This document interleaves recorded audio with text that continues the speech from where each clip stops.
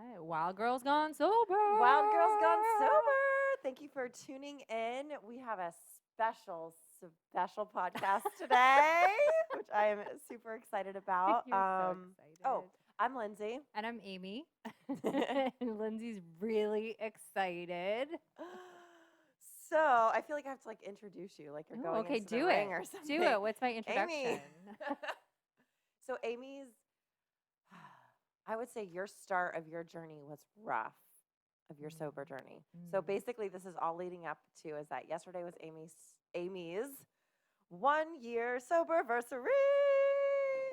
We have made a milestone. Cue the music. Made a milestone. Yep.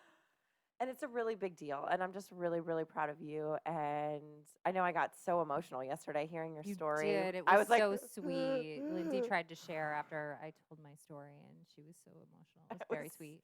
It was so emotional because I just kept thinking, God, I was like, it was so much fun drinking with you, but it's just been so incredible getting sober with you and us being together and really being friends. I agree. We're far deeper friends now than we were when we were drinking buddies.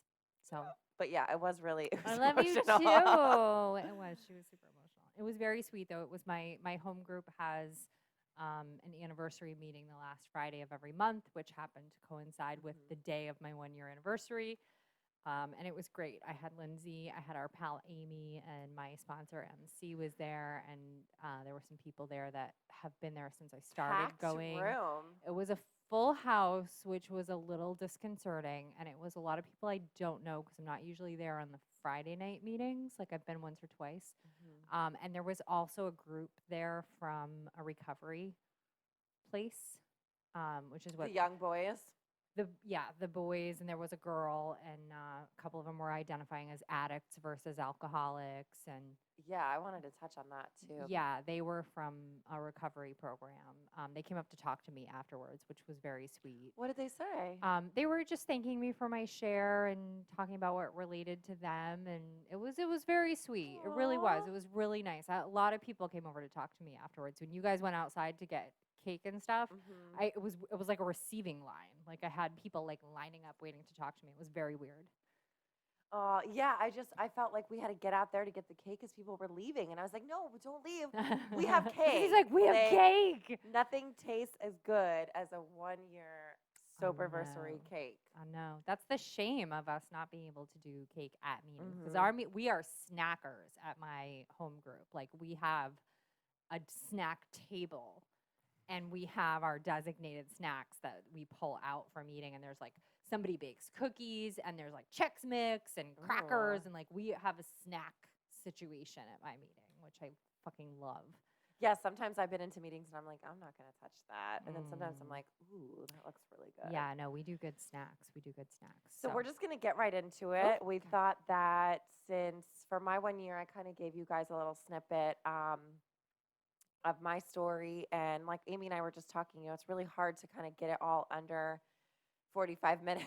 I was telling Amy, I was like, I didn't think you were 3 hours. Yeah. It's 30 years of drinking. It's 40, however many, so it's hard to get it out and summarize the important details. Because I know for me, like when I gave my little story or my story of drinking on here afterwards, I was like, man, I didn't really talk about a lot of stuff. Right. And so it was kind of like, oh, maybe I would throw that in there, or maybe I would throw that in there. So I don't know. But yeah, it was definitely weird, and honestly, you guys will probably get a better version because I had an opportunity to kind of process what came out of my mouth last night and think about things how I would want to present it a little better to y'all. So, because you never get nervous, and you were nervous. I was nervous. I always feel like you, no matter what you're about to do, you're not nervous. And for me, I'm a little bit more of. I think I hide it well. And I'm not. So as much of a performer as I am, I definitely suffer from stage fright, like the moment of. Like same thing happens to me at a horse show. I go to a horse show and I'm like pooping my pants until I get in the ring. Once I'm in the ring, I'm fine. Get it over and get it done with. And singing is the same thing. Like I have some anxiety when I first get on stage, and then I get into it and I'm having a good time. This was different. I was really more nervous sitting there and starting to talk. Like I think it was just self-pressure of like wanting to say the right things and how I was going to wrap it up. And I really went in kind of blind without a plan. As much as I tried to think about it ahead of time, it just didn't gel together to have a plan. So today I think you guys will get a better version of it. Yeah, So, plus so I let might me, interrupt and ask you some questions. yeah, it's all good. So let me get cracking. So hi, I'm Amy and I'm an alcoholic. Hi, Amy. Hi. So I I definitely think a lot of I know my self-esteem issues are a huge part of my drinking, and I know my self-esteem issues primarily come from childhood and my poor self-image. One of the things I touched on last night is, my mom is the child of an alcoholic. My grandfather was an alcoholic, and I really didn't know that until I was an adult. Like, I had a relationship with my grandparents, but they lived in Florida and we lived in Massachusetts, so I wasn't around his drinking. And I think as he got older, it wasn't like, constant falling down drunk or anything, but there were instances of him like driving and getting in an accident with my uncles in the car and yeah, like, and other things. So my mom grew up in a way that was like she lived with a lion and that was normal, and her MO was to like keep the peace and like don't upset anybody, and don't like, she loved her dad, she was very close to her dad, but she figured out how to navigate in that world around that. And so our growing up was a lot like that. Even though I grew up in a really nice home with a mom and dad who loved each other and stayed together, um, it was very much like, oh, don't be upset, don't fight, don't have conflict, don't be mad, don't nobody, everybody be happy, happy, happy, put a smile on, like very much that peacekeeping, people pleasing. And I think I retained a lot of that. So fast forward, I go to school, and school was tough for me right from the get-go, but it got really, really tough in terms of bullying when I went from 4th to 5th grade, when I went into middle school. And it started off badly right off the bat. I told this story yesterday about an 8th grader slapping me across the face on the school bus my very first day of 5th grade. So I'm terrified. I'm going to a new place, new school, new people, and this girl starts my day off with, terrifying me. And one of the things I think was important about that is that nobody did anything about it. Nobody noticed it. No teachers commented on it. I never told my parents. My mother didn't know this until I was an adult. Like, I think I told her this story recently. And it was just that and one thing after the other in school from there forward. It was physical bullying. I was beaten up by boys. I remember this kid smashing me in the back of the head with a math book in the playground.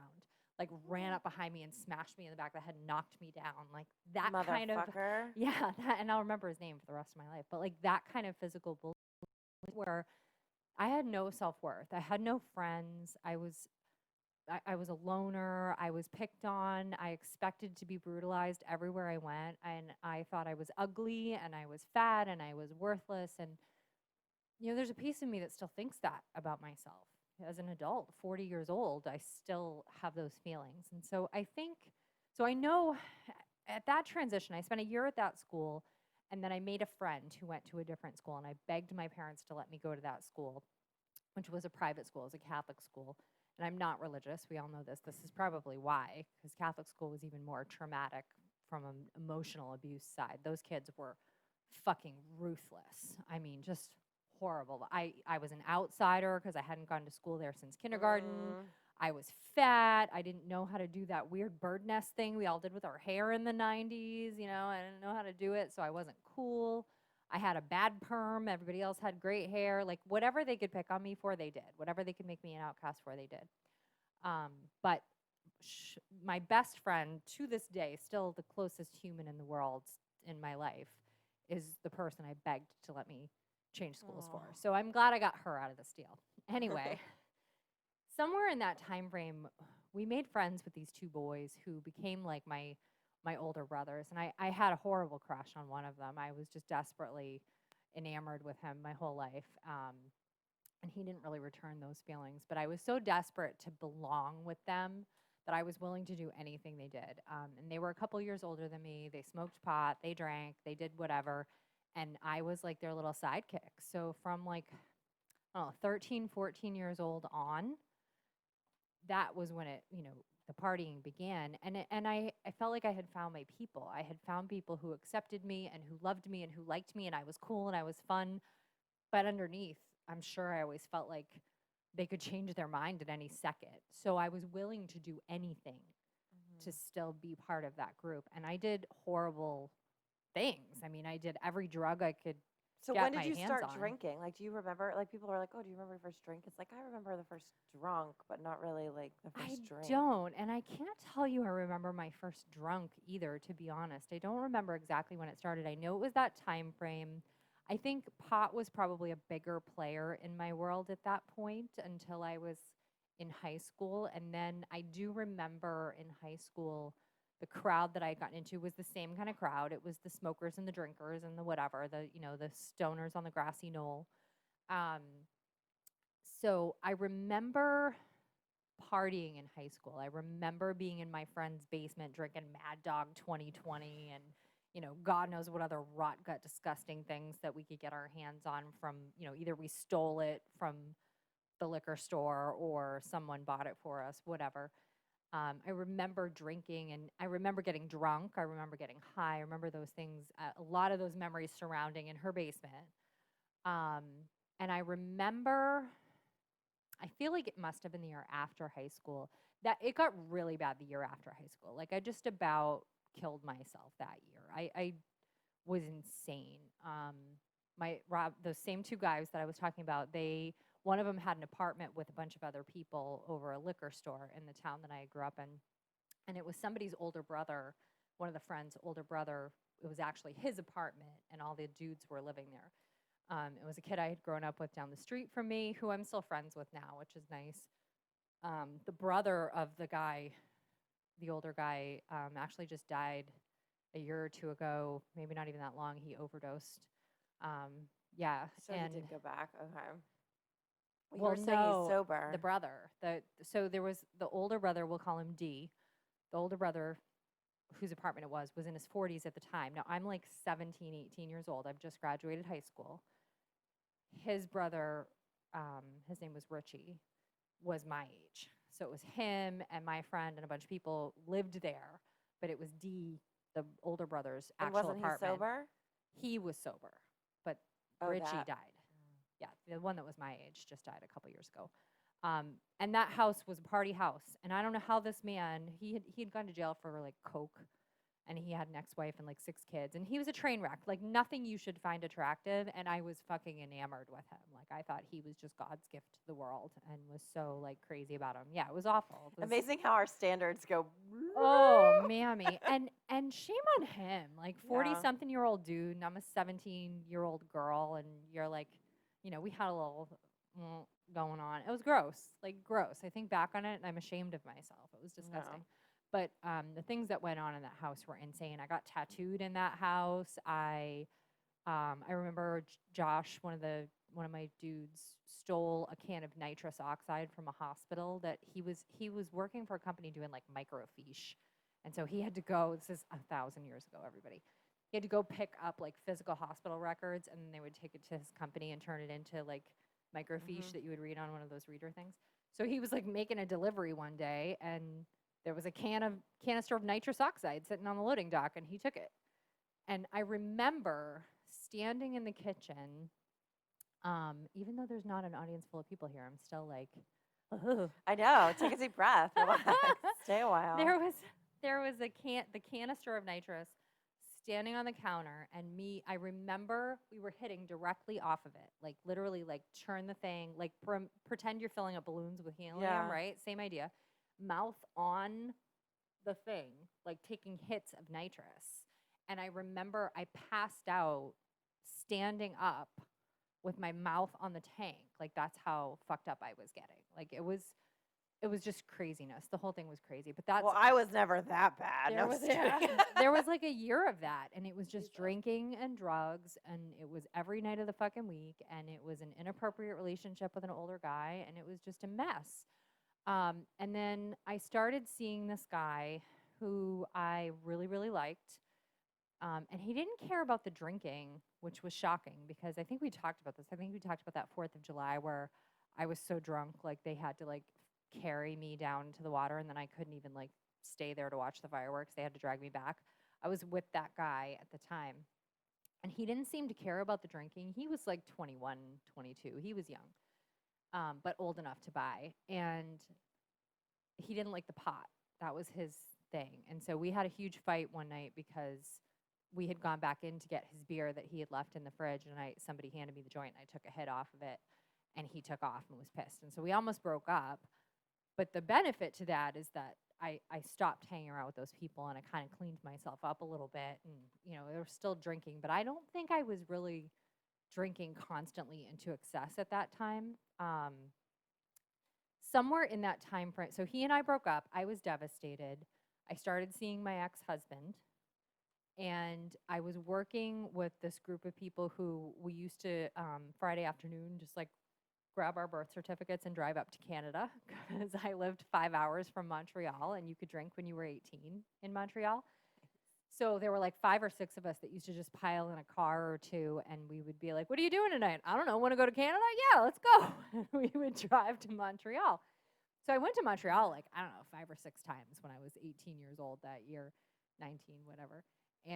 And we would just go and get completely shit-faced plastered. The first time I went, it was before I was dating my ex-husband, and the first time I went, I remember there were 3 girls, and we hooked up with these guys from West Point, supposedly, West Point Military Academy. Who fucking knows if that was a real story?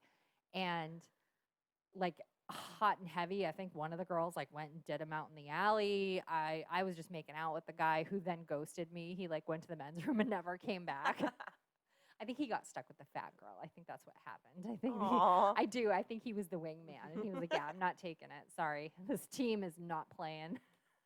So I remember my girlfriend getting so drunk, she was like throwing up over the railing. Like it was like an old house that had been turned into a bar. And I remember she was like on the front stoop, like throwing up over the railing and then coming back in, and we would rally. And I mean, it was wasted weekends. It was crazy. So we did that a bunch of times in that 18-year-old year. But I don't remember like, other than those events, I don't remember like regular constant drinking. I think it was just a binge drinking. Yeah, exactly. But clearly I never drank in a normal social way. Like there was never and I didn't see a lot of drinking growing up. Like my parents really weren't drinkers. Mm-hmm. That was a funny thing. Like my dad drove a beer truck my whole life. My dad delivered alcohol for a living. He delivered to bars in Boston. And there was always alcohol at my house because it was almost like a job perk that if like a label was ripped or a bottle wasn't filled properly, they'd take it home. But my parents didn't really drink. Like other than the holiday when somebody wanted a highball, one of the aunts wanted a highball, I really didn't grow up with drinking in my house. And I didn't grow up watching my parents drink. And so it's almost like I never had an example of reasonable drinking because there wasn't any drinking in my house, and the only drinking I experienced was binge drinking. So right from the get-go, that was my normal, even though it wasn't necessarily constant. So did you feel like when you did drink that you just couldn't get enough? I think it was like we saw it as a way to have a good time, so we were going to have a really fucking good time. Okay, yeah. So like everybody was just drinking to get wasted because we were all teenage morons. Right. It's what you're doing. You're drinking to get shit-faced. Why else? You're not drinking because you're like, oh, this is a lovely Merlot. Right. Like, you're drinking to get wrecked. And so that was my example, was my peer group around me, and the people I surrounded myself with were the druggy misfits who didn't feel good about themselves and probably all grew up with drinking and drug problems. So I was with my ex-husband at this point, got married, bought a house, early 20s. Like I got married when I was 21. I didn't party a lot in the beginning. Like there wasn't, we had the occasional like Christmas party at my house where somebody, had too much to drink. I probably had too much to drink, but I don't remember any real incidents in our Did you have like early wine at marriage. dinner? Nope. I don't think we drank regularly in our home when we spent the first 7 years of our marriage in one house, and then we sold it and we bought our second house. And I think that's when it kind of started to be a regular thing. But I didn't really keep booze at home. It just wasn't a thing in our daily life. It wasn't like, oh, fish for dinner, let me grab white wine. No. Okay. Yeah, it's funny. I feel like there was a period of time where it just wasn't the normal. And his parents weren't really drinkers, so if we went over there for dinner, it wasn't really anything there either. There were definitely occasions where we went out, had too much, and we partied, but it wasn't a constant and it wasn't a big stressor in our lives. When we moved, I met one of my still very close friends who's one of my horse BFFs. We moved and I was boarding my horse somewhere, and I think that there were two girls who I think were a little bit of a catalyst. One of them I'm sure should join our club, but probably never will. And the other one, I think she's probably a bit more moderated, but a regular drinker. I don't know. So all of a sudden it was like I wanted to have Captain Morgan on hand all the time, or I had red wine on hand all the time. So what was the difference between then and moving? Was it the stress of switching houses? Was it the relationship? Like, did you have a driving factor, or just became more of something you did out of habit? I think that I enjoyed these two friends very much, and that was what we did together. And it just became the normal. Like I probably liked how it felt, right? I wasn't so breaking it down, I wasn't happy in my marriage. I wasn't married to the right person. I had no respect for him. I wasn't a very good partner. I didn't treat him very well. He was 12 years older than I was. Honestly, I think I was so excited that somebody loved me and wanted to marry me that I just jumped at it. When I remember my wedding day having like a gut of, this is not a good idea, and but I was too far in my head. Like I'm about to walk down the aisle. I got the dress, everything's paid for, we're having a big party. That makes my stomach turn when you say that every time. I'm like, yeah, I think I knew.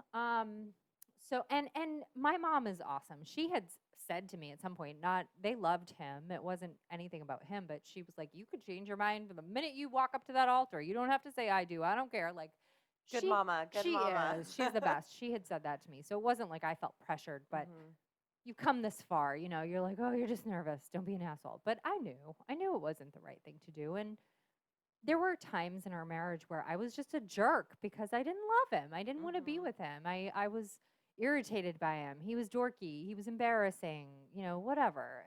I was a jerk. So I think I was just really unhappy. And what I probably found with the drinking was it was a distraction, and it made me feel good in the moment, and it made me not think about my unhappiness, right? It released all those endorphins. And it did get to a point where it was problematic in our marriage. I think that started to happen more. So the last couple of years we were married, and we were at the new house, I had a friend at work I was a manager and he was a manager, and we would like find a reason to leave work early on like Thursday afternoon, and we would go to the local Mexican place, which was 5 feet from where we worked, and we would get pitchers of margaritas that were so fucking strong. I swear to God, these guys would be like, oh, they're coming. Like half a bottle of tequila in here. Like it was crazy. And we would order 3 or 4 pitchers of margaritas. We'd sit there for hours. I mean, we would get there at 4 in the afternoon and we would be there until 11 o'clock, 12 o'clock, 1 a.m. It was ridiculous. And I would drive home, which was a good like 30-minute ride. Yeah, like one eye covered, driving. And I had a big SUV. I was driving a big old Chevy Tahoe with 4-wheel drive because I was in New England. And that was when I should have gotten my first DUI. I was driving home one night from one of those adventures. And I don't even remember, like, I'm sure I had a cell phone, but I think it was more of like a work phone, and cell phones weren't like they are now, where they were just your constant and easy communication. There were like additional charges and scary things around them. This would have been like early 2000s. And so this friend and I would go, we would get wasted, I would drive home, and I was driving home one night, and for no explicable reason, I was at a stop sign, and I decided to just like gun it the 5 feet down the road to make the left turn onto my street, because it was 2 a.m. and I had to pee, and I was super late, and I knew I was going to be in trouble and whatever, and I probably hadn't called or communicated where the fuck I was, which is why I was talking about the cell phone. And as I turned onto my road, and I'm in like rural New Hampshire where there's like fucking cows in the backyards, and there's like the town I lived in had a feed and grain store and didn't have a traffic light. It had like maybe a blinking light somewhere. It was so podunk. as I was turning onto my street, I could see the flashing lights reflecting off the house in front of me because the cruiser was flying up the road behind me to take a left and come after me. And I saw it and I just pulled over because I was like, fucked. He should have arrested me. Shame on him. But he was kind because I was on my road and he let me go home. He asked me what my hurry was. I said I was really late and I had to pee. And because I drank 4 pitchers of margaritas, but I left that part out. And he let me go. But I got a ticket. He wrote me a really fat ticket, like a $250 ticket or something insane like that. And so I had to explain to my husband what had happened. I couldn't lie and not tell him I had gotten pulled over because I needed him to pay my fucking ticket. So so there was a big fight about that. And I remember some big fights about hangovers. Like I remember being hungover and not wanting to do things, like not wanting to go to a cookout or not wanting to go somewhere, and him being pissed because he was embarrassed that he was going to have to explain why I couldn't. So that was interesting when you said that last night in the in the meeting. That was one thing like I could slightly relate to, and one thing I was kind of like, well, why didn't you just get up and have a mimosa?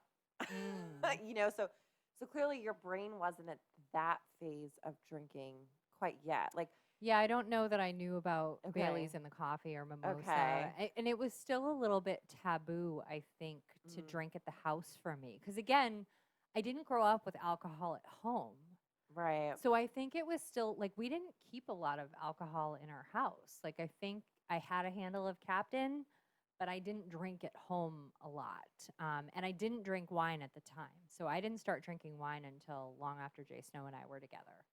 I didn't like wine. And I think I didn't like most alcohol. Like what I really like, I learned to like the Captain and Diet. That was something palatable enough for me. Yeah, and that was my go-to because I could drink it and I could drink a lot of it. And I liked that, and I liked margaritas, and I liked like the sweet, annoying, girly things. But yeah, I don't think it had occurred to me at that point about drinking like Bailey's in my coffee or mimosas or things like that. And mimosas I would never have that on hand unless there was a reason I was having it. Like I'd have to be having a party or brunch or something to have champagne in my fridge. Right. I guess it was interesting that it would like the hangovers, right? Because we don't really talk about that in a lot of stuff, but they really can take a hold of your life as far as like you not like feeling like going and doing things. Well, and, not like, to the mention impact it makes on other people. I had horses in the backyard that need to be fed and stalls cleaned and water hauled and all of these things every single day, morning, noon, and night. And he was doing it because I was being an asshole. So I didn't want to get out of bed. I didn't want to get up. I didn't feel good. And I would ask him to go feed the horses. And so now, and he honestly, this guy was a good guy. Like, shame on me. I really abused him in some respects. And he was willing to do it. He liked the horses and he didn't mind getting up early and whatever. And that became a routine because he would cover me. You know, I didn't have to not get drunk because he would do it if I didn't feel like getting up. But I'm sure he got pissed about it on more than one occasion. And especially in the wintertime, it was really fucking cold and you got to smash ice buckets and shit. Anyway, yeah, so I remember some fights about that. Again, I still don't think I was drinking a lot at home. I think it was like going out, having way too much. I drove so much. I drank and drove all the fucking time. All the time. And I had a girlfriend. I don't know if I was drinking wine at that point. I must not have been, but I had a girlfriend. She was a wine drinker. And I remember her getting a DUI. And I saw what she went through, and I didn't fully comprehend it until I went through it. But I remember my dad called me. I was at work one day and my dad called me and he's like, "Hey, what's your friend's last name?" And I told him, he's like, "Yeah, she's on the cover of the Eagle Tribune." And I was like, "What?" So of course I looked it up online, and there she is. Her car was like in a fucking tree. She's climbing out of the passenger side of her car. Her car is in a fucking tree on the side of the highway. She spun out. I don't remember she said. She like leaned over to grab something and she lost control of her car and it spun out and went like up the embankment into a tree. And the picture on the front of the fucking newspaper, because it was still a thing then, is her climbing out of the passenger side of her vehicle.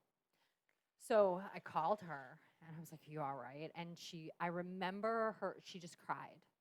And she was like, "I can't even begin to fucking tell you how horrible I feel right now, like a total piece of dog shit." And until it happened to me, I guess I really didn't comprehend. Like I felt for her, I was upset for her. But man, what a degrading experience. You know, you've been there. Horrifying. Twice. Yeah, horrifying. So anyway, she and I did a lot of drinking together. There was a lot of driving when I shouldn't have been. The fact that I didn't get a DUI before I did is shocking because I rolled that fucking roulette wheel a million times. So fast forward a little bit, 2007 was when we bought the new house. 2010 was when I told my husband I wanted a divorce. I was miserable. I was really unhappy. I was sleeping on the couch. I didn't. Super good. I had gone to a conference. We had gone to a conference where we had had a big blowout about 2 years prior. And I'm pretty sure that was the death of my marriage. Like that was the end. That was when I checked out and I didn't give a fuck and I was done. And it limped along for 2 more years after that just because I really didn't give a shit. And your drinking increased from that? I don't remember that. I want to tell you no. But I know, but when I left him and I moved out on my own, it skyrocketed. I went through a really dark year. I had met Jay Snow. We had kind of hooked up. We were friends. He was, fairly recently divorced. I was recently separated. I had no business getting into any kind of relationship, and he wasn't ready, and I was just a mess. And I literally cried myself to sleep every night. I went home every night and drank like fucking more than half a handle of Captain. Like I was pouring it down my throat as fast as I could. I'm pretty sure I was wasted every night for a year, which of course probably made me more depressed and more lonely and more sad. And like it was just horrible. And somewhere in that year was when I started like pushing myself to try wine and to drink wine. Oh, why? Because it was easier. That's why. Because it was easier. Because we'd go somewhere for dinner and they wouldn't have Captain Morgan, and I'd be like, "Well, I don't know what the fuck to get because I don't drink beer and I don't drink wine, and can I have a pina colada?" Like, I just felt like an asshole. Extra cherries? Yeah, right. Because you could have a Shirley Temple with vodka. See, now I love ordering those. I felt like an asshole. So I think I started pushing myself to drink white wine. Because that's how it starts. You start with like Moscato. What's the sweetest thing? Yeah, you start with like a horrifying Moscato and you end with a Malbec. Like that's the progression of wine. So I started drinking white wine because it was easier to order places we went. But it's also, I think, a lot easier to get like wasted on because 2 glasses of wine versus 2 Captain and Diets. It's a lot more booze, I think. Don't you think? No. Oh, I think it's a lot more alcohol in a couple glasses of wine versus, a 1-shot glass of Well, who drinks rum with 1 shot? Well, yeah, but if I go to a restaurant, that's how they make it. That's what I'm I saying. was like, just make it a double. Yeah, I don't know that I was doing that, but I found it easier. Right. So I adjusted to the wine, and then the wine progressed into the red wine, and then the red wine just like went off the deep end. So I lived by myself that year. I had a friend who lived with me, a girlfriend that lived with me, but she was never home. And so I really was alone with my cat and my dog and my Captain Morgan and my wine and whatever else I could pour down my throat. I remember calling, my boss was a friend. And I remember calling him, telling him I couldn't come into work because I was just not having a good day. And it was because I was hungover and I was distraught and I was depressed. And I wasn't reaching out to anybody for help. Like my family had no idea what I was going through. I wasn't talking to anybody about it. I was just miserable and alone and staying that way. And for some reason, John was still dating me, sort of. Did you feel like you couldn't reach out to anybody, or you just didn't really know what to do, or you just didn't care? I think I thought, I felt unworthy. Like, I felt like, what's wrong with me? Why aren't I?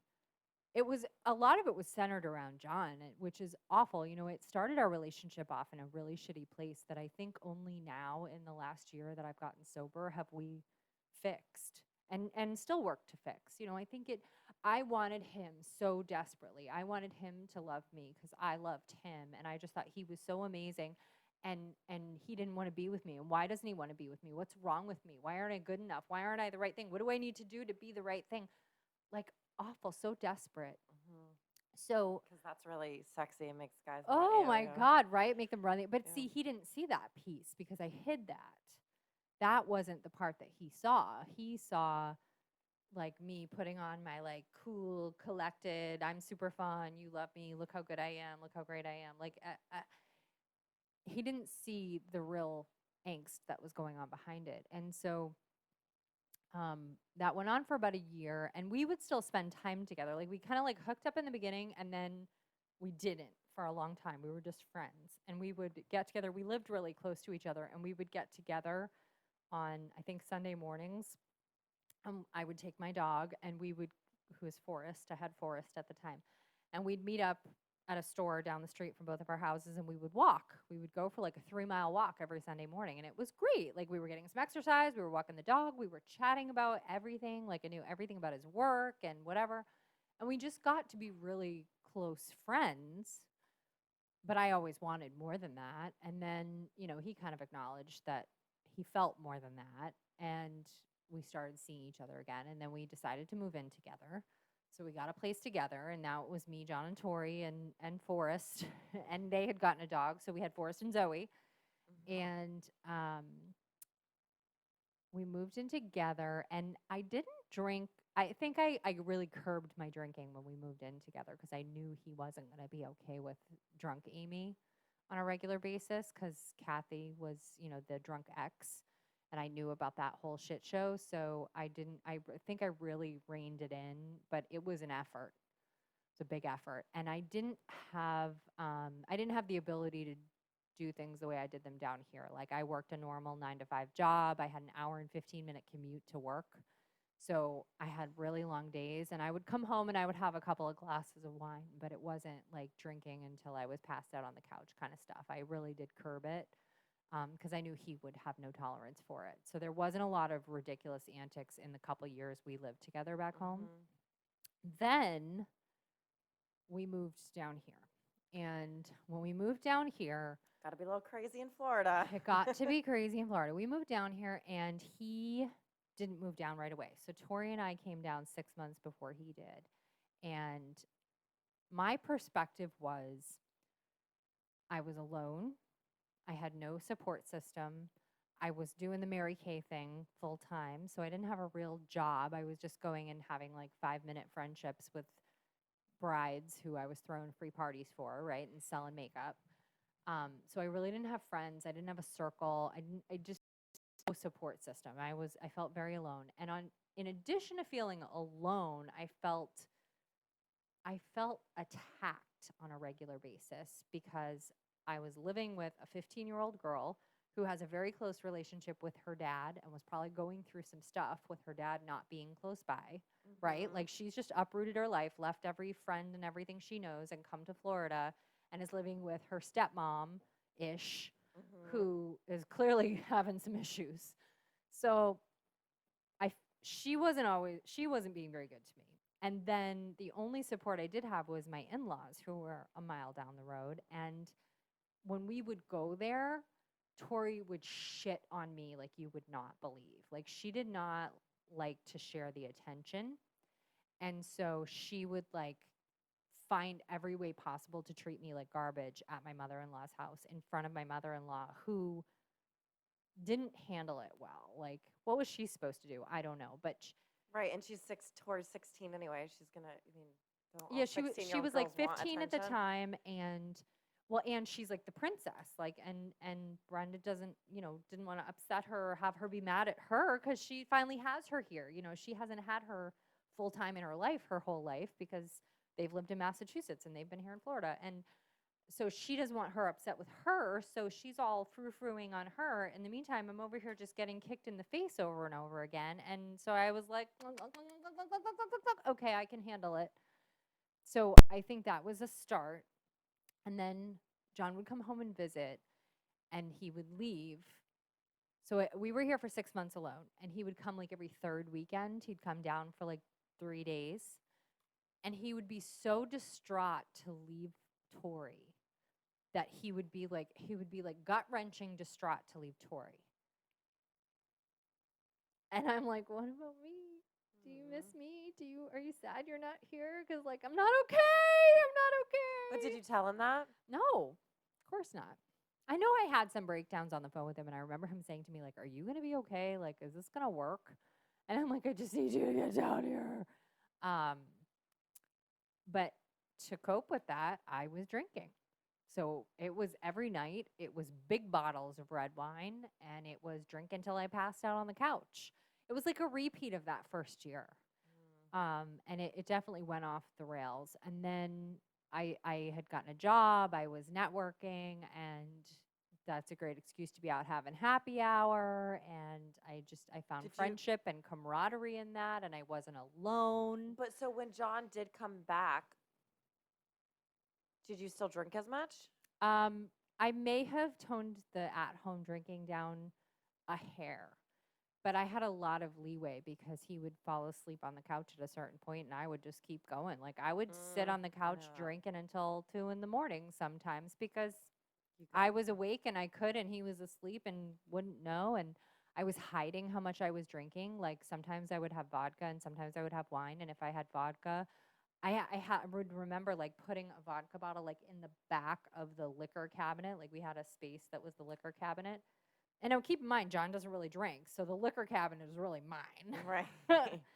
So I remember like hiding the vodka in the back of the liquor cabinet because I didn't want him to see how fast I was going through it or that I was even having it. And I'd like make a pitcher of Crystal Light and then be like pouring it in my glass and like pretending like I wasn't drinking alcohol, like I was just drinking. I would be pulling the bottle out as quietly as I could while he was sitting on the couch, and I'd be pouring it in my Crystal Light, thinking he wasn't noticing. Give me goosebumps. Yeah, I was totally hiding it.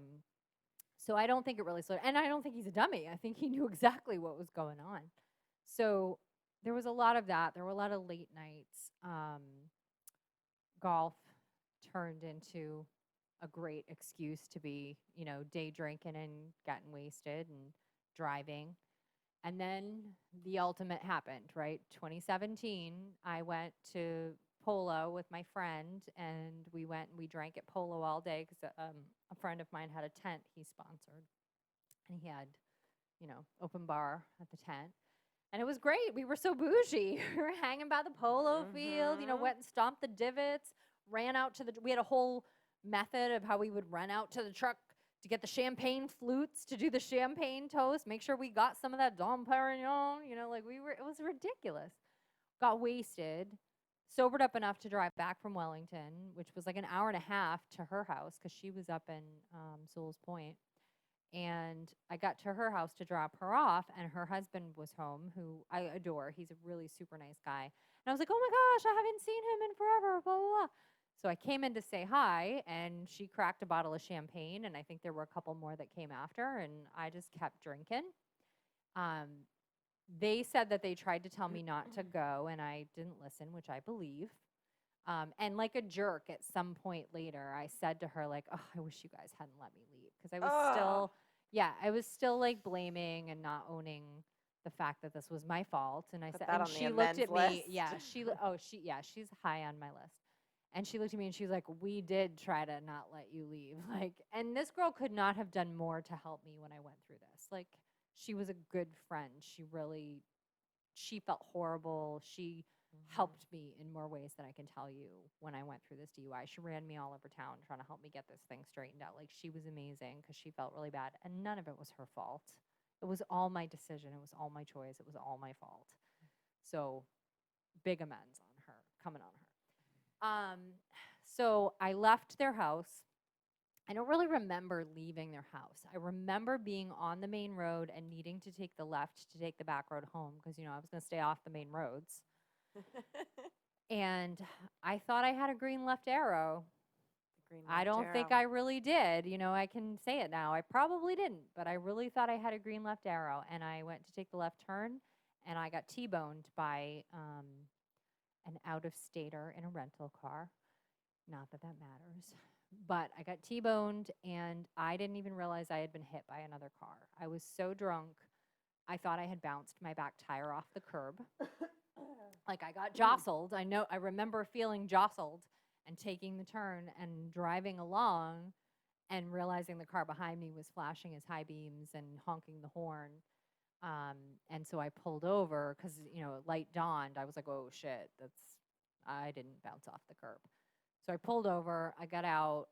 I don't even know that I got out of the car right away. I know I called John and he was like, so the couple whose house I had just left, they're both attorneys. And he was like, you call them right now and tell them what happened. And I did. And they came running. And the husband came and was with me through the whole thing. And he's like, don't blow, don't blow, nothing, do nothing. Don't do the sobriety test, don't do anything. So I didn't. And I was arrested for the first time in my entire life. And it was the most horrifying thing that could have ever happened to me. And it was very surreal. Like, I didn't understand what was happening. I was like, wait a minute, but I didn't blow. Like, you can't, how can you arrest me? I didn't blow.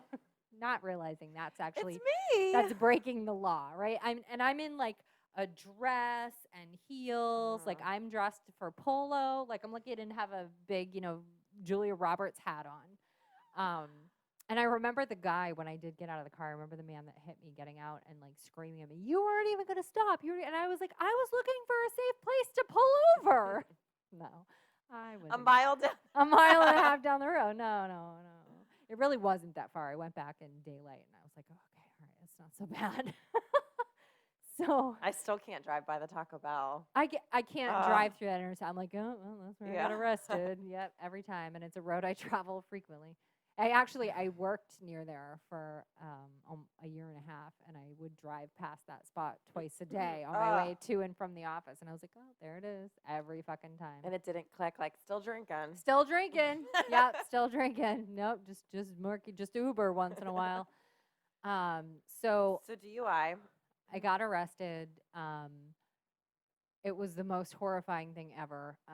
They brought me to jail and put me in jail clothes and put me in Shit gets real when you're in jail clothes. Oh my God. I when remember that being the horrifying naked. moment. Like they muscled me into blowing in the breathalyzer. The cop, he lied, but he did what he had to do, whatever. He muscled me into doing it, and I did, and I blew way over. I blew a 0.18, which is almost or more than twice the legal limit. 0.16 would be twice the legal limit. I blew a 0.18. And I remember when they told me they had to get me changed because I was in a holding cell by myself up until this point, thinking this was it, right? Right, you'll just shake it off and go home. Yeah, I'll just like, you'll let me go home at some point. And then they're like, okay, so we're going to need to get you changed. And I was like, what? Oh my God. What? I can't wear my bra. I don't remember them taking a mugshot. I don't remember them taking my mugshot, and I've never seen it, and I refuse to Google it. I refuse to Google it because I don't ever want it to get any hits of any kind, so I've never seen it. I don't remember them taking my mugshot. I don't remember being fingerprinted. I remember them taking my jewelry and having a total panic attack about them taking my engagement ring. I was like, oh my God, if that doesn't get back to me, like, he's gonna kill me. Like, I remember like freaking out about that. And they were like laughing at me about it because I was clearly just a drunk asshole. Oh, and they laugh about everything. Yeah, they think you're a fucking so dramatic, riot. right? Yeah, to them, it's like they see that shit every day. Right. And I'm like, no, first time. Oh! Right? They're like, ugh. So another drunk. they changed me into jail clothes and they put me in medical. This was a gift. They put me into a cell in the medical area with another girl who was clearly detoxing hard from something. Like, she was like climbing out of her skin, talking nonsense, jerky, like practically seizing, terrifying. And I'm standing in the cell, and I remember the guard or whatever she is saying to the girl, like, hey, you don't get to have those two mattresses. You give me that other mattress. And I was like, I'm fine. I'm really fine. And she's like, this is not about you, ma'am. And I was like, oh God, oh okay. Oh God, I'm going to the hole. I'm going into solitary. Where's my tin cup? Like, the whole thing was so horrifying. And they have so there was a bed, which Detox Girl was on. And then she pulled the mattress out from Detox Girl, which is this thick, and pulled a plastic tray that looked like I couldn't help but feel like it looks like a sled. It looked like a sled that I would sled down the hill with as a kid, like snow sledding. Pulls this sled out from under the bed and puts the mattress pad on it and is on the floor and is like, "Here you go. Here's a blanket." And I'm like, like I don't know what to do. I have no idea what time it is. Like They don't prepare you for feels that. like the middle of the night and I'm laying on this tray on the floor, like just horrified. And I can't close my eyes and I can't sleep and I can't, like, I'm just mortified. And when I had the opportunity to make a phone call, I didn't know John's cell phone number. So I couldn't call him. And the phone was like built into the wall. It wasn't like I got to go to a payphone and like pick up thing. I had to like hold my face against the wall to talk into it. Like it was the weirdest thing I've ever seen in my life. But I didn't know his phone number and my cell phone died. And so they let me look up the phone number for my friend, the attorney, in the phone book. And I called Phone him. book. Yeah, actual phone book. And I called him and he's told me, he's like, don't worry. I found John's number. No idea how he did that. I found John's number and I let him know what's happening. I was like, "Oh my God, did he freak out?" He's like, "Nope, he was good. He handled it pretty well." And John had to know that it was coming. I mean, I called him when the accident happened. He knew I'd been drinking. He didn't hear from me for quite some time. Probably figured it out, right? Mm-hmm. So he's like, no, he was good. He wasn't a jerk about it or anything. I'm like, "Yeah, right. Well, wait for it." So Yeah. they kept breathalyzer testing me because I had blown. If I hadn't blown, they would have let me go on bail, which the friends posted the bail, not my husband. Really? Yeah. They would have let me go on bail if I hadn't blown, but because I blew, they had to keep me till my blood alcohol level was under a certain point because they have a liability if they let you go and you're still drunk because you could just go get in a car. Did you ever talk to John about that? Did he say, "I'm not bailing her out"? No, I don't think so. I think it was just my friends had $2,000 cash readily available, and they just did it because they were awesome. Okay. So, and All right, there was so- another thing with it. Like I could have bonded, but then you pay like 10% of the bond or something Mhm. like that. And with this, like I could just give them that money. Um, so anyway, so they kept me for I think 8 hours. And the jail like called John and told him like, "Look, this is what she blew. It typically takes X amount of time to get to this point, so you should be able to pick her up at this time." And he told me this later. He was like, "They were spot on the money. They knew exactly when you were going to get out because of how long it takes to process the alcohol." So they kept breathalyzering me, and they were like, "All right, we're getting closer." And they were nice. I mean, honestly, they were nice at this point. Nobody was a jerk to me at the jail. So they were getting ready to release me. I got to change out of the jail clothes back into my dress, which I now refer to as prison dress. I can't believe you still have it. I do. I still wear it. It's one of my favorites. So I'm sitting in this, there's like this little holding area and it's like 7 a.m. I mean, I was there overnight. It's like 7 in the morning and John shows up to pick me up and they told me he was on his way and I'm sitting in this little room by myself and I see him walking up the walkway and he's got a Dunkin' Donuts in his hand and he's walking up the walkway and I got up and I walked out the door and he just turned around and walked back to the truck. Like, not like, "You okay, babe? We'll figure this out." Like there was not a word of comfort coming my way. He was just fucking rip shit. And that coffee was not for me. So I get in the car. But there is a good feeling when you get out of there. You're like, "Oh." No, I was terrified. I was fucking terrified. John. Yeah, I My didn't dad know what picks was me going to up. happen. I didn't know if he was going to end it. I didn't know if I was going to be out on the street. I didn't know if I was going to lose my job. I didn't know if I was going to they took my driver's license. They just took it at the jail. Like they went through my shit and took my driver's license right out of my wallet. So I had no driver's license. I didn't know what was going to happen. I was terrified. I had to call and I was working in a sales role at the time. So driving and going to see people was important. So we drove home mostly in silence. I did finally ask him like, "What did you tell Tori?" And he was like, "I didn't say a goddamn thing. You can fucking explain this one." And he lost his mind. And that was it. I didn't say another word. He took me home. He went to work. I called and said I wasn't coming to work today. I went and slept for a couple of hours because I was fucking exhausted. I called my friend who I had been at Polo with. She came and picked me up. We went to the impound place, tried to get my car. Mhm. That was when I realized I didn't have a driver's license. and ran around town like crazy people trying to figure out how to get my car back. Got my car. I had something that said that it was like a temporary license. Like I had 7 days before my license was actually suspended, whatever. So we get through all of that. John came home and the car was there, and somehow like we did have some conversation about it where the way I felt about it was I had to handle this completely by myself. The consequences were mine to deal with. The financial burden was mine to deal with. As long as I shielded him completely from it, then everything would be okay. That's what you thought. That's what I thought. And so that's what I did. I mean, I figured it out. I went through a drug and alcohol program. I went to DUI school. I went to probation for 6 months. My license was suspended, but I got a hardship license. My car insurance skyrocketed, and that was when I had to give up Rolo, which is my horse. And it's only now I can mostly talk about that without losing my shit, because it was really the worst thing I ever had to do in my life, to have to make that adult decision, because I was alone in dealing with this financially. I was not going to get help from it. And that created so much resentment in me. Like, I was so resentful. I was so resentful that, this was the first big consequence I had had, and I was left completely alone to deal with it.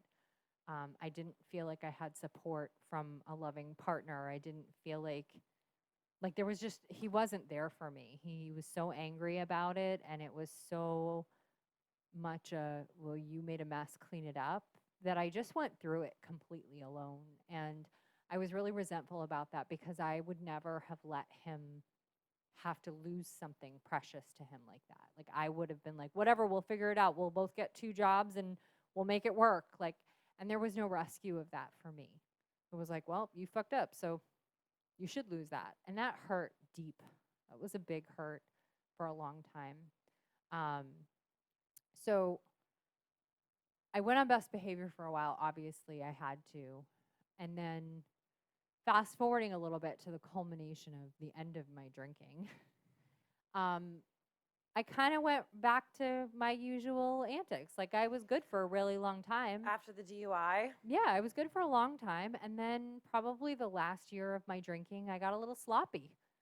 Things had gone back to normal, and it wasn't the hot button issue. And it was even like he was a little irritated at how much, the state squeezes every penny out of you for this. It's your first DUI, blah, blah, blah. And we had gotten past this. We had gotten married. We had gotten past this hurdle. But I had some incidents. Like, I had the incident with poor sober Jane, where she had a fireman carry me out of the Kid Rock concert. Y'all have heard that story. And we had lots of parties at their house and with those people where I drank too much and didn't really remember. But I was with John for those incidents. So I think I thought they weren't as bad because we were together. It always seemed like I was in more trouble for the stuff I did without him, like staying networking out events and being out late and driving home, obviously problematic. So those were the things that seemed to be a bigger problem. The beginning Did you ever once think, maybe I should just stop drinking? So I guess I skipped over when we were here early on, and I was really drinking a lot. And I think he was down here, but I think it was when he was just down here. And I went to work one Monday morning, and I was so hungover. I was like throwing up in the trash barrel and sweating. And I think it was a Sunday night dinner at his mom's house that I had had like way too much fucking wine. Mm-hmm. And I think I was in trouble. I think he was mad at me for something. So this is pre-DUI. And I went to an AA meeting that day because I had called one of those 800 numbers for those recovery places. And they were like, you got insurance? No? Might want to call AA. It's free. So I went to an AA meeting, and I remember being so uncomfortable and thinking how much I didn't belong there. And somebody tried to hand me a big book because they were reading out of it. And I looked at it like it was like going to burn me if I touched it. Like, no, almost like not one of you. I don't want of you. Almost like a Bible or Yeah. something, right? You're like, yeah, oh, I was like, need oh that. God, no, I'm fine. I'm just listening. I'm sure they saw me from a mile away. Like, oh, she'll be back. Not And today, someday. I went home that day and I told him that I had gone to an AA meeting and he had a really bad reaction to it. He was like, "Oh no, not doing that, not going through that." We've talked about this before. After I was 30 days sober and I shared with him that that's how he had reacted, he didn't even remember that. And it was more about the woman that he was with who went into rehab, like hooked up with her counselor at rehab. And so Just bad experiences. Yeah, And the lesson exactly. from that, I would say, kids, is don't fuck your counselor at rehab. well, that, and you don't ever know what someone's going through. And sometimes when you say something because of your experience, it can put some fear and anxiety into other people. Oh, there you go. That's a good way to. That's what I look at think. that. Like, you don't really know what people are going through. And Right. sometimes what you say, it can have a larger effect on people than you'd think. Like, Right. this had a big impact on you. It did. It the made me think reaction. that I couldn't get help, that I couldn't go through a recovery program because he was going to And react badly to I'm it. sure it justified, like, oh, I really don't belong here. Right. So when I went through the DUI, I had to go to AA. And I went to all of those meetings. Sucker! I know. I didn't sign off on the sheet. I went. And I even think I shared once or twice, which is funny because I So never funny. went thinking I wasn't going to drink again. And I did drink during that 12-week period. Like once I figured out the schedule of the drug and alcohol program, I knew like, oh, I could have a drink on Thursday or Wednesday, and then I didn't have the potential to pee in a cup until Sunday. So I was probably okay. You know what I mean? Like I knew the math. Girl, yeah. Yeah, I knew the math. So I was still drinking during the drug and alcohol program. And I never, I mean, I had no intention of working a program. So fast forward a little bit, we're a couple years out. I'm networking, I'm doing my normal thing. We have some incidents, go to the friends' houses. These things happen more and more frequently, but as long as I'm with him, I think I'm okay. But I start really partying without him. Like I start a new job, and that job has even more networking and more drinking and more stuff going on, and I get to go away for training and party all weekend, and just ridiculousness. And so the beginning of the end, there was like a 2-week, 3-week bender, really. I did 3 weeks of no drinking because I was on that crazy diet, and I knew I could do it for a period of time with an end in sight. So I did not drink alcohol for 21 days.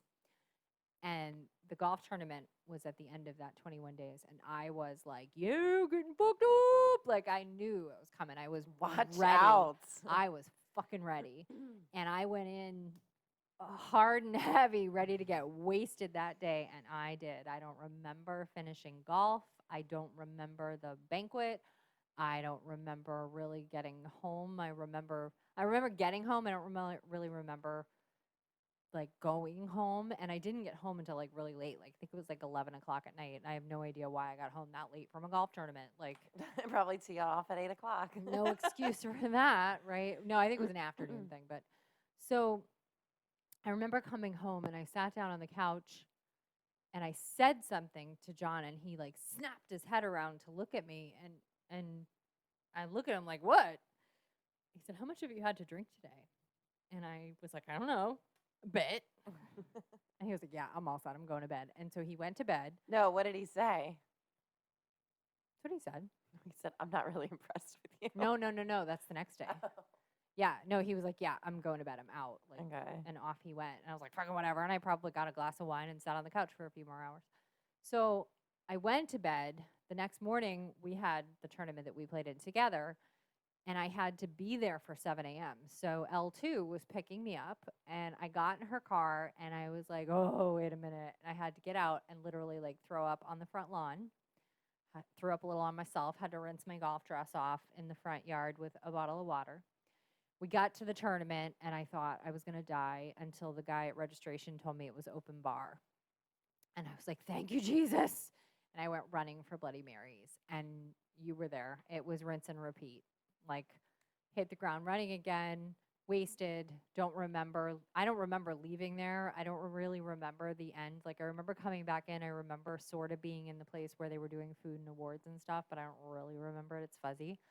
And then L2 took me home, tried to put food in me, like all kinds of stuff I have no recollection of. Got me in the house. Apparently I went into my bedroom where like, our ensuite, and didn't come back out. And she was like, all right, did my job, got you home, bye.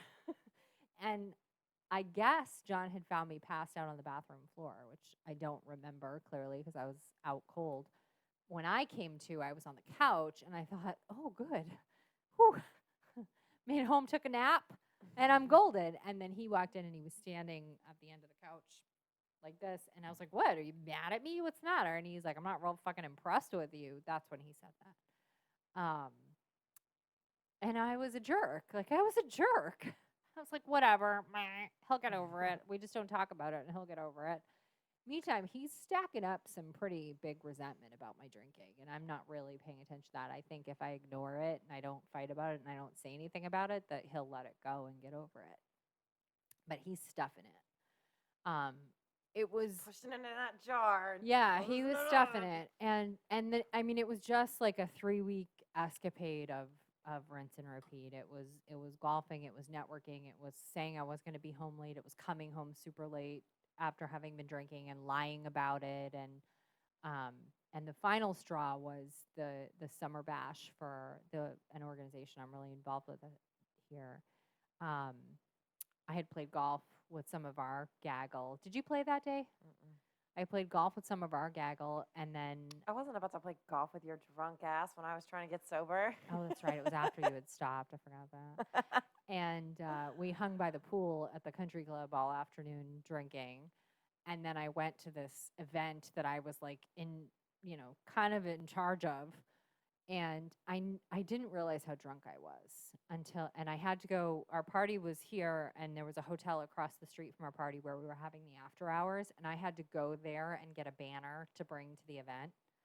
And I got there and I was at the front desk and I'm like, hi, I'm Amy from blah, blah, blah, to get the banner. And that's how I think it sounds in my head. But it was probably like, the banner. Like, the front desk looked at me and I know I could hear in my voice that I was struggling. And I thought, oh shit, I am fucking fucked up. And they gave me the banner and I drove across the street. And according to one of the other girls that is my right hand man, she was like, oh man, we saw you come in hot and boozy. And we were like, oh, hide her. Don't let so and so see her, like keeping me out of the line of fire. Because I clearly came in hot.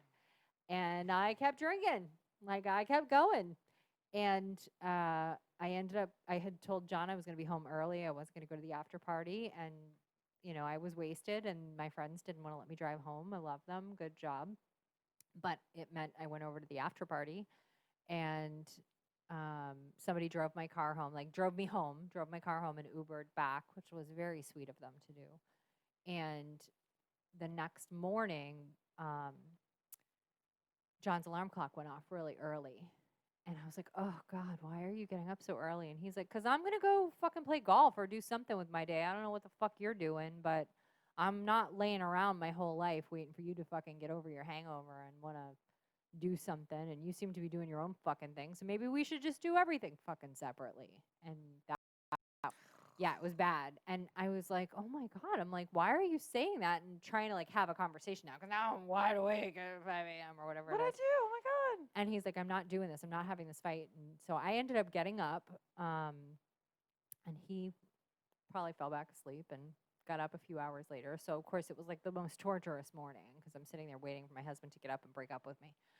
And he finally got up and he got a cup of coffee and he went and he sat outside. And I waited a little bit and then I went outside and I was like, okay, I obviously we have to talk. Like, what is going on? And I was like, we went back and forth for a little bit and I was like, what are you saying? Are you saying that you're done? Like, and I was much more emotional saying this. I'm sure I was crying and slobbering and, ugly crying and snotting. And he said, I'm dangerously close. And so I'm pretty sure that was the day that I called the therapist. And I called somebody that L2 was talking to. And I think I thought it was going to be like a couples therapy thing. I think I thought in the back of my head that was going to be the objective, was for the two of us to get therapy together. Because John's got the problem. Right? And so I went and I started talking to this therapist who I love. She's wonderful. And, of course the drinking came up because it was the root of the fight. But it was a lot of other things too. You know, I think we had a lot of good conversation about like, I don't speak my piece. I don't speak up when I need something. I don't ask for what I need. I just bury all my feelings under this booze and push it down, push it down, push it down.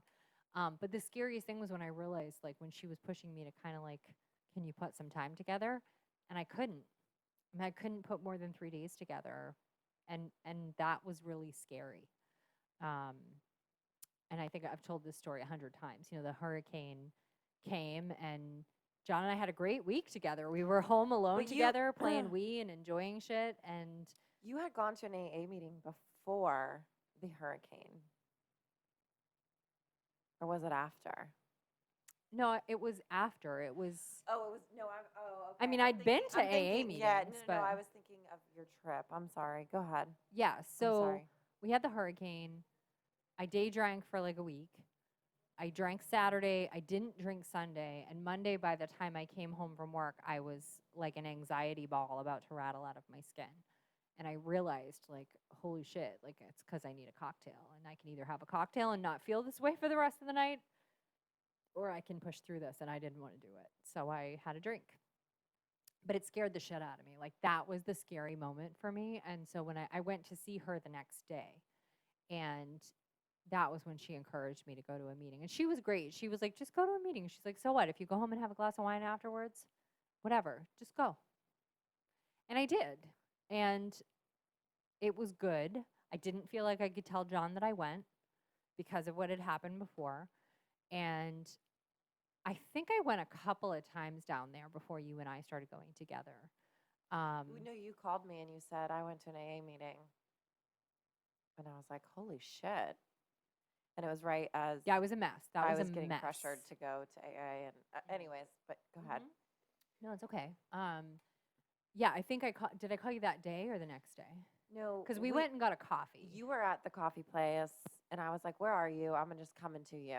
And I came to you. You were having coffee, and I was like, all right, I can be there soon. And I went, and for some reason, I went to you. I might have been in the area. I don't know. It's not an area I feel like I would have just been in, but and we had coffee and just chatted about drinking. Right. And then I think it was like and that you weren't drinking and right. how you were doing it. Yeah. So I was still drinking at that point. I went to that meeting and I did not stop drinking right away. I did try, but again, like I would make it 2 days and then the third day I would have some wine. But I was definitely on like a super reduced restriction, like trying. I was trying a little bit. I was not sure I was going to want to do this forever. And then we went to Boston to visit family. And I don't remember why I made that my cutoff date. Like I knew it was my intent when I came home from there that I wasn't going to drink. Like I knew that. I went there with that expectation that like, this is it. When I go home, it's got to stop. And I drank too much while we were there. Like we went there and I was at my mom's house and my whole family came over and I showed up with like 2 big jugs of wine. Like asshole. It's just so funny because I remember you being like, I was good. I only had a couple glasses of wine. No, it was stupid. I had too much to drink at my mother's house. And then the last night we were there, we went out to dinner with friends and we went to this place. It was a restaurant where it was attached to a liquor store. And you went into the restaurant and you ordered your food at the counter and they gave you a little number and you picked a table. And then you went over and you bought your own booze to have with dinner. So we go over and it's this other couple and us, and the wife doesn't really drink a lot. And I remember being like, well, should we get 2 bottles? Let's get 2 bottles. We should get 2. She was like, oh, no. She's like, 1 will be fine. I'm such a lightweight. I don't really drink it. I'm thinking, oh, that's not going to be enough wine. She's going to drink 2 glasses. I'm only going to get to have 2 glasses, and that's not going to be enough for me. And then I'm going to want a whole second bottle of wine. She's not going to want any, and everybody's going to see what a lush I am. Like, I was having a meltdown. Was having a serious meltdown. And I managed to, like, I milked it so much. And I had this much left in my glass when we were getting ready to leave, and there was still some wine in the bottle. And we left the fucking bottle at the restaurant. I finished my glass, but we left the bottle at the restaurant. And I remember being like, oh my God, we're leaving. Who does that? But it's this much, and like, what kind of psycho wino am I gonna look like if I'm like, oh no, we need to save that? Yeah, I know. was awful. It was awful. And that was it. That was my last drink was at that dinner. So we came home and you and I went to AA a few days later. You and I went to AA the week before for the first time, and then you went on Oh, your trip. okay. Day 3 wasn't the first time we went? No, Oh, okay. I that's don't why remember when you that. tell the story, so we went to AA. You see and what I remember- happens? Your brain's fucked up. Yeah, I know. And I was reading something the other day that says it can take up to 2 years before you really get all of your shit back. So we went to AA before because that was a big moment in my life, personally, in my recovery and in all that. But when you were like, all right, and I was like, all right, we're gonna go. Like, I'm gonna go to AA, and I'm going to AA in a very different way than I've ever been to AA before, because I have 2 DUIs,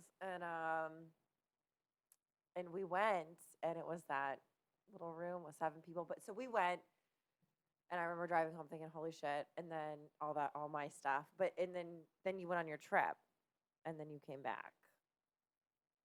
So and then I remember your day 3 trip. The day 3 meeting was the meeting where we went to this. We saw the share. Yeah, we went to Fellowship Hall and we said, oh, that's right. Oh my God, I remember the meeting that you're talking about. We went to the church. It was the agnostic meeting. Oh my God, and there's like totally 7 people forgot there. about that. Yeah, I totally forgot that meeting. That's hilarious. You're right, we did. Because I was having all this stuff. And I remember you were like, yeah, I'm having a couple, because I kept checking on you to make sure you're okay, because I knew you were going on vacation and you were having a rough time. Yep.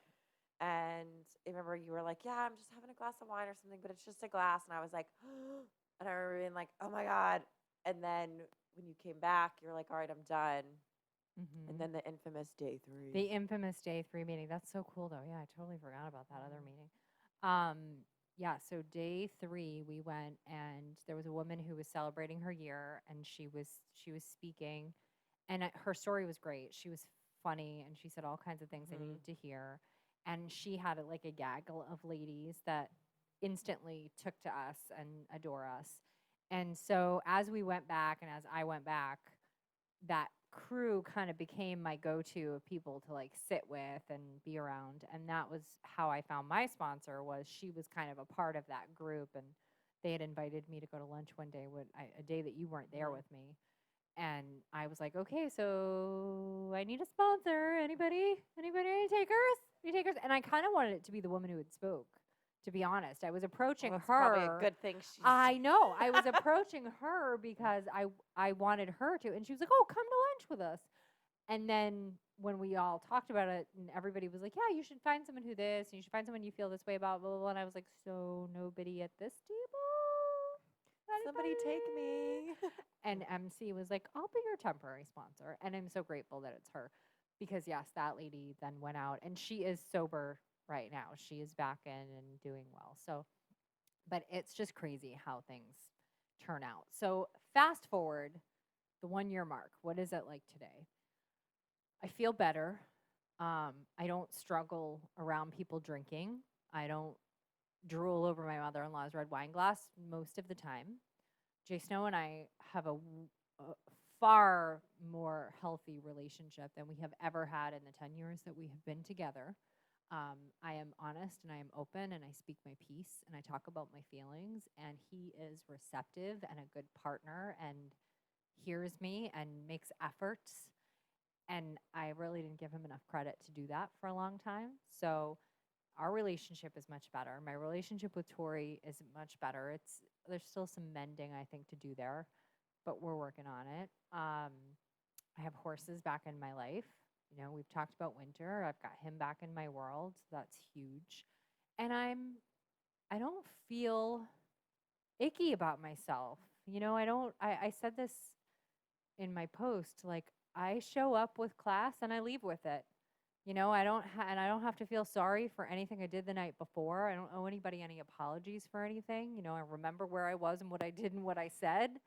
I'm a little more of a homebody than I used to be, but coronavirus probably impacted that too. Well, and you want to go home. Like, you want to be around John because you're not sneaking around, right? Like, we had to get rid of all the booze in the house. I couldn't have it in the house. That was probably within my first 90 days. That had to go. Oh, I remember. Yeah, that had to go. We don't like booze in the house. Or getting a case of wine delivered to your house. Yeah. There's beer in the fridge, but I don't really care for it, so that doesn't trigger me. So we keep the booze out of the house, and life is better. You know, it's nothing's perfect, but it's definitely better, and I feel better, and I feel like, and I said this yesterday too, like I feel like I believe I can do it now, and I don't know why this year mark was that pivotal moment, but I do feel like now I don't mean that I've got it because I know I don't. I need to go to AA. I need support. I need my sober friends. I need all of that. But I can do it. You know, I know it's the right thing. So that's my wrap up and my whole long story. And, you know, piece by piece, I'm putting myself back together and my self confidence is better and it's only going to get better. It's only going to get better. Well, thank you so much. Thanks for letting me share. And normally I would chat on about all the moments and the things, but maybe we'll save that for another episode. We're wrapping up here at an hour and 20. So oh God, I did really. Sorry, kids. So thank you so much, and we'd love to hear about your 1 year, or your 3 months, or your 3 days. Yes, absolutely, all milestones. So, all milestones. Send it in. wildgirlsgonesober@gmail.com. Wild Girls Gone Sober on Facebook and Instagram, and thank you so much, Amy, for sharing your story, and congratulations. Thank you for letting me be a part of it. I heart her face. So till next time, you can stay sober wherever you are. We choose to do it in paradise. Bye.